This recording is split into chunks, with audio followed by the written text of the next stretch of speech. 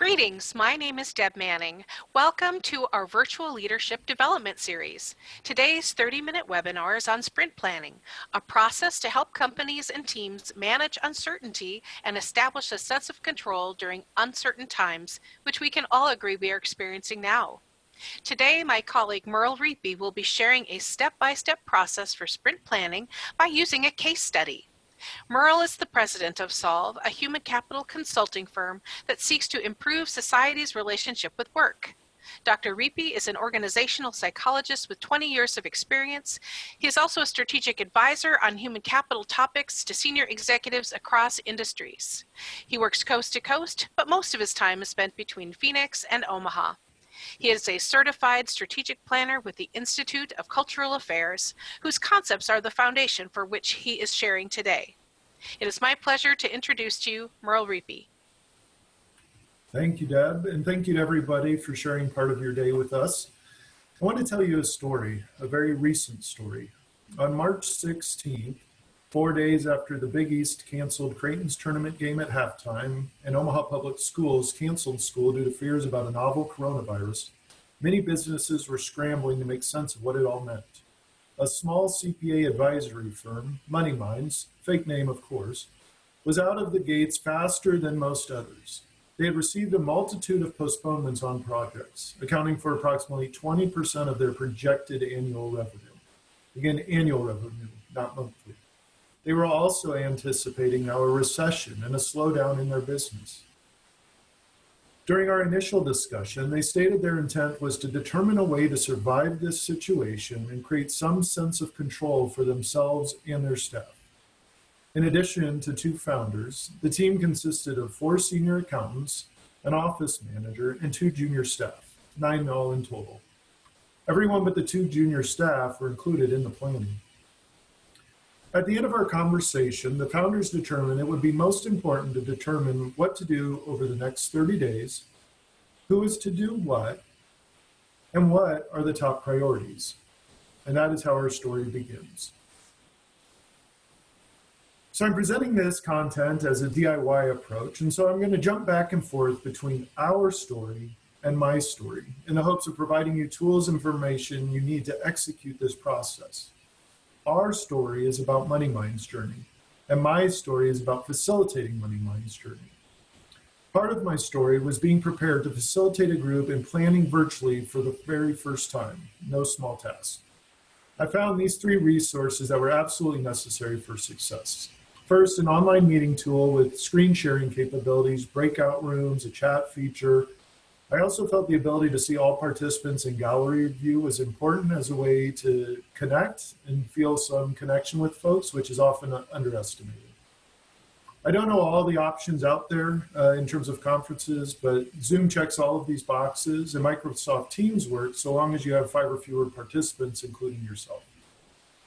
An online interactive whiteboard was also a lifesaver. This process is interactive and inclusive, and so having a shared workspace allows for really great collaboration. Finally, the good old standard paper and pencil. There are notes, questions, ideas, and tasks you will need to document. And your participants are going to be documenting their ideas and facts as well. So it's really important to have that available. Then finally, a nice to have, but certainly not required, is dual screens. It is just so helpful to be able to see the team and the group on one screen, and then also have a whiteboard and your working documents over on another screen.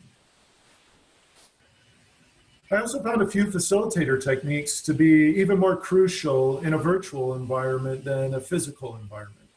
And so before you begin, I'd ask you to consider identifying a batting order for participants when responding. So I prefer alphabetically by first name. And what this batting order does is it creates a nice structure.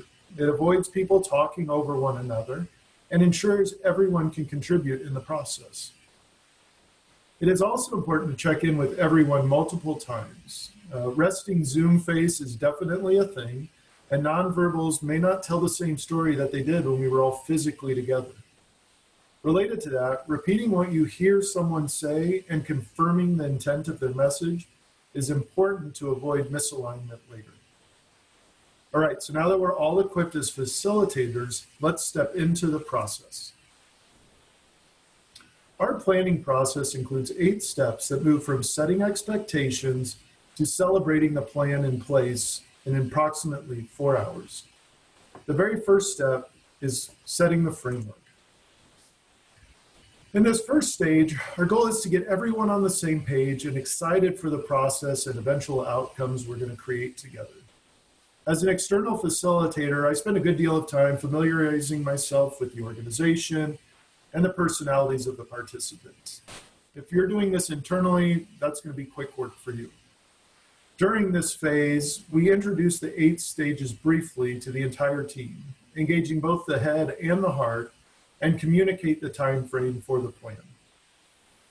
Decision-making research shows the best decisions include both logic and intuition, and it is important for people to engage both in this process. So we outline those expectations in our rational and experiential aims. In short, the rational aim is the what, and the experiential aim is the how. At this stage, it's also important to acknowledge any previous decisions or commitments that had been made by the team. So let's look back at MoneyMinds. MoneyMinds had a planned end date of April 16th, which was 30 days. For this planning process, 90 days is about the maximum. Anything beyond that becomes annual or strategic planning, and there's some unique differences in those types of plans. So MoneyMinds' rational aim was to develop a 30-day coordinated plan. Their experiential aim was to feel ownership and responsibility to implement the plan. The team identified several previous commitments and understandings, and I want to share with you just a few of those to help give you a sense of what those sound like. So number one, they all agreed we're creating a specific 30-day plan, and we understand that it might differ from our strategic plan, but the times call for it. We understand that we're all working remotely, and most of our clients and pretty much everybody else is working remotely as well. We understand our business and most of our clients will come back eventually. And for this client, for MoneyMinds specifically, they don't serve many small businesses, and so therefore they felt like they could make that commitment and that assumption.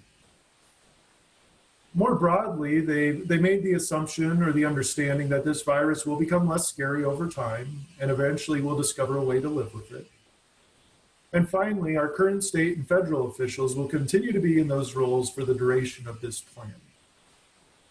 We find that it's important to identify and just kind of name those external factors that might be impacting people's emotions, their mindset as they're coming into this plan, because it can be easy as human beings to point to other circumstances or other things within the environment as causing where we're at. And again, the point for this is really to identify what we can control. And so sometimes just naming those things that we can't control can be helpful in getting everybody on the same page as we begin the process. So with 6 people, this stage took approximately 15 minutes. So the second stage is success. Our goal in this stage is to visualize winning. If we accomplish everything we want, what does that look like? This allows the team to start with the end in mind. It's all about potential and possibilities to really spark the imagination. Any attempt by the group to get granular should be redirected to the bigger picture. A common vision of success should develop excitement to develop the plan and create an image of success so everyone sees where we're going.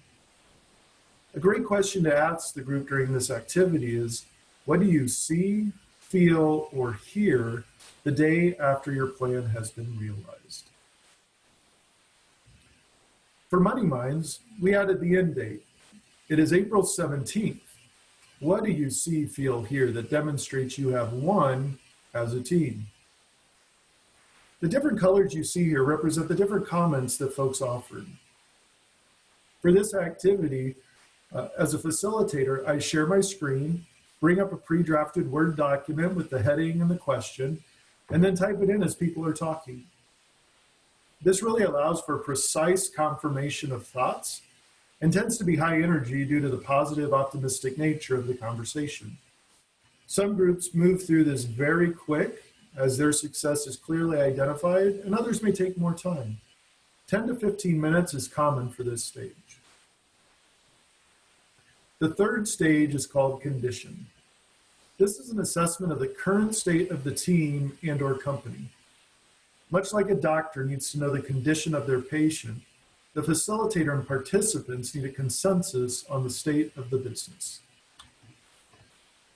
In this stage, we're focused on 4 data points: the strengths of the team, the weaknesses of the team, the benefits of winning, and the dangers from succeeding. That last one can be a challenge, as we rarely consider the downside of success. Therefore, you may have to find several different ways of asking that question. For example, if we accomplish everything, will there be new, perhaps greater expectations put on us individually or as a company? So let's look at MoneyMinds as an example. One of their dangers was losing the personal relationships they had previously valued so much. Again, the danger with success is they might be so successful virtually that those personal relationships go to the wayside. Like the success stage, I facilitate this stage with a screen share and a prepared work document with 4 different sections. With each question, I work through my batting order that I talked about earlier to ensure participation. This was reality check time for MoneyMinds, kind of all cards on the table, and it needs to be for every company. Candor is essential, and probing on these different areas is critical for understanding. It's also important to keep the pace moving. Again, we're looking for the most critical components, not a complete full picture. So try not to get bogged down into the details here. The skilled facilitator can usually accomplish this in about 20 minutes, taking about 5 minutes for each of the 4 areas. I've witnessed greener facilitators get stuck here for over an hour with a highly expressive leadership team. And quite frankly, that much information isn't necessary. Our 4th step, and the midpoint of our process, is commitment.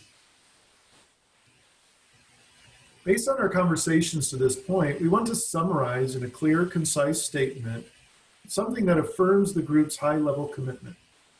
This alignment activity can be one singular statement, but it often includes a list of components or a really long run-on sentence with many semicolons in place. So again, if the group gets too granular and wants too long of a commitment, I ask them, okay, folks, what are we committing to here? Are we really all clear on that? Would there be a better way to state it, a more concise way to state it? And that helps to get people on the same page. MoneyMinds did a combination of a list of components they thought were important and ultimately ended with a unifying statement around sustainability. So this stage can take anywhere from 10 to 20 minutes. The 5th stage is perhaps the most intense for both participants and facilitators. It is where the figurative sausage is made. During this stage, our goal is to create actions that accomplish our commitment and lead to success.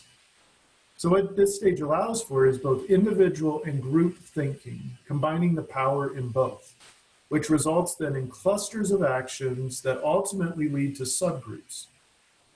Once those subgroups are created, the team as a whole prioritizes each of the subgroups, and then individuals self-nominate onto a subgroup. Examples really tend to drive this home best, so let's turn to MoneyMinds. So the details here are blurred to protect confidentiality, but each card on the whiteboard represents an action from a single person. So you see a green square, red square, yellow square. Each of those are individual ideas from individual people. And so multiple ideas appear from one single person. The ideas are added, and then we begin as a group to cluster them by task force or subgroup. To get a little bit granular here, the process follows as such. Individually, I ask each participant to write up to 8 actions they believe are necessary to accomplish the commitment and lead to success. After a few minutes, I ask each person to pick their 3 favorite actions and add each one individually to the whiteboard. Each card you see here is that idea that they've put up, or several ideas that they've put up. Once that initial round of cards are done, we cluster by potential task force or subgroup. After the first round of clustering, I ask for unique actions to be added, those cards that are not represented by any other card on the board. We cluster those new cards into an already existing subgroup or create a new one. At this point, we haven't created names for these subgroups. However, most, but not all, ideas will be up on the board. However, any of those ideas that are not on the board should be repeats of what is already visible. At this point, I review the board with the team, reading each card, and then asking the group to name each cluster. The names of those clusters are in the black framed boxes that you see. Finally, I ask the group if we're missing anything, or if they believe they've exhausted all the relevant ideas that are going to be important to meet their commitment and ideally get to success. I then ask them to rank order the subgroups from most to least critical. For some groups, this can be a bit of a Sophie's choice. It can be helpful, though, to remind them that they're all going to get the attention they deserve. And a priority list is just really helpful when a person or a group is trying to decide which activity to tackle first. So here's the priority list for MoneyMinds. Now, traditionally, if I'm doing this physically, I like to create a triangle that looks something more like this on a poster board. This isn't easy to do in Word, and so I learned Smart Art gets me close enough. But the overarching goal is to have one singular priority, and then the other activities subsequently ranked below that, so that we get a real good sense of where our focus needs to be. Once those activities are in place and ranked, I ask each member to identify the subgroup and/or actions that give him or her the most energy and excitement. This allows folks to self-nominate into an area for which they have some passion and/or skill. Each subgroup should then identify one leader, and you can see that individual is represented here in the parentheses next to the names. I recommend avoiding multiple leaders since it tends to diffuse responsibility and often ends up with unmet expectations. Multiple people on each task force is of course okay, just really try and press the group for one who is ultimately accountable to the goals and to the timeline. This step, as you can tell, can take quite some time, and I typically plan for an hour for this stage alone. The sixth stage is where we calendar the actions within each subgroup and then report back to the entire team. The goal here is to establish timelines and ensure the actions can be completed in the time frame you are given. Most groups' eyes are bigger than their stomachs when it comes to actions, and this really helps them moderate expectations, realizing we're probably not going to finish that 7-layer chocolate cake from P.F. Chang's, even though it looks amazing. So during this stage, the group breaks off into breakout rooms, or if desired, can meet offline and return to the meeting at a set time. Or sometimes I'll allow them until the next day so that they can spend some time thinking about it. And when the groups return, they're then going to present their calendars to the entire group and solicit input. This entire stage takes 60 minutes of dedicated work. Although, as I said, sometimes it can be the next day before the team gets back together. This calendar is from a portion of the marketing subgroup for MoneyMinds. I like to create fillable forms for each subgroup beforehand so they understand the key components and what I'm looking for in the readouts to the larger group. In this example, there are 6 columns. The first column is the name of the subgroup. To fill in the other columns, I encourage teams to review the actions recommended by the team in those cards that we saw on the whiteboard, and then create their own list of successes and enter those in the very last column on the sheet that you see. In the first row, you can see the marketing team identified staying connected with clients and prospects as one of their successes. I then invited them to consider the very first task they could undertake that would start them on the path to that success. In this case, it was to revise the social media calendar, because some of the posts may appear insensitive to the global pandemic that was ongoing. The next tasks that they create should all then contribute to that overall success in a very much a stepping manner. To be clear, this chart is simplified for the purposes of the presentation, and I always encourage SMART goals, which allows for much greater accountability. And having specific dates versus weeks also makes the next stage move much easier and quicker. The next stage is consensus. This is the time when all the subgroup work rolls up for greater visibility among the team. The goal of consensus is to finalize details and ensure everyone is comfortable with the plan moving forward. Much of this time is spent adjusting calendars to make for efficient timing. However, it's also important to designate a plan leader, discuss any budget expectations or restrictions, and ensure measures are in place to hold one another accountable. Again, this document is intentionally blurred just to respect confidentiality. However, you can somewhat see that we have actions in column 1, start date in column 2, end date in column 3, and then the person who is ultimately responsible in column 4. The tasks are then color-coded by subgroup, and this document serves as a master timeline for the entire group and makes for clear accountability on who's doing what. Now, once I have this timeline in place, to kind of end the group's stage here, I like to ask several questions. What actions on the timeline call for a second look in timing? Are there anything that we need to move around at this point? Assuming not, do our successes reflect our commitment? If so, how are we going to track and coordinate all of our activities? And then also, when will the group need to meet again as a whole? These questions really help create role clarity and make sure that all the things on the timeline are there. And so it's important at this stage to make sure you hear from everyone and use that batting order.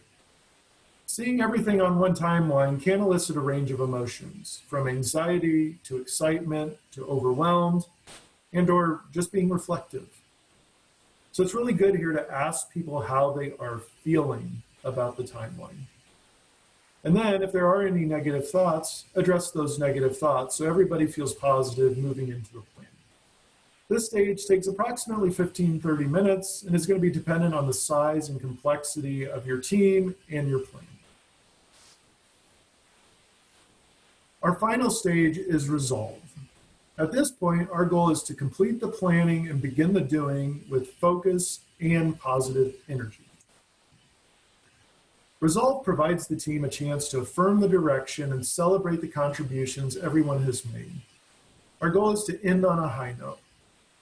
I like to do that by creating a slogan or a visual the team can remember and rally behind.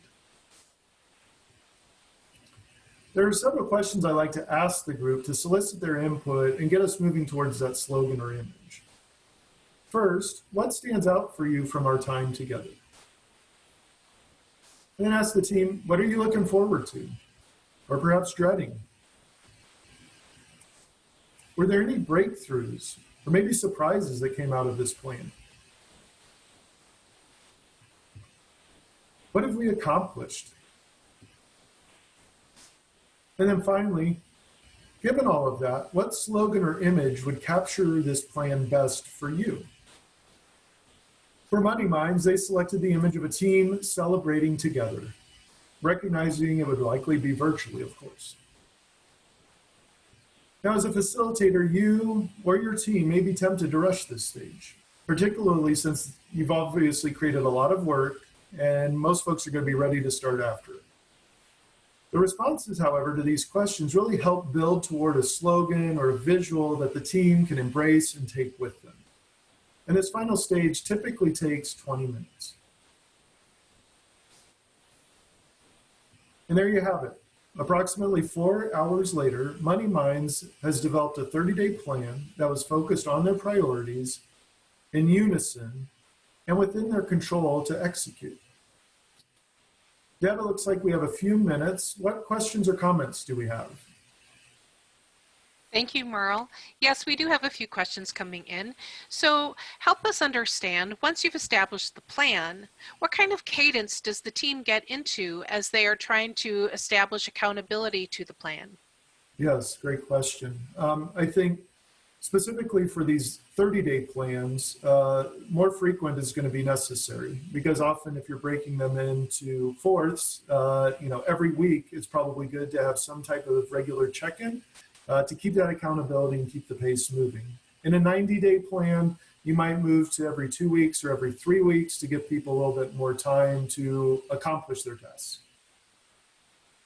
And did you observe with MoneyMinds any specific barriers that came up after the session had occurred that weren't anticipated when they first started? Both with MoneyMinds and just, quite frankly, all clients in general, work gets in the way.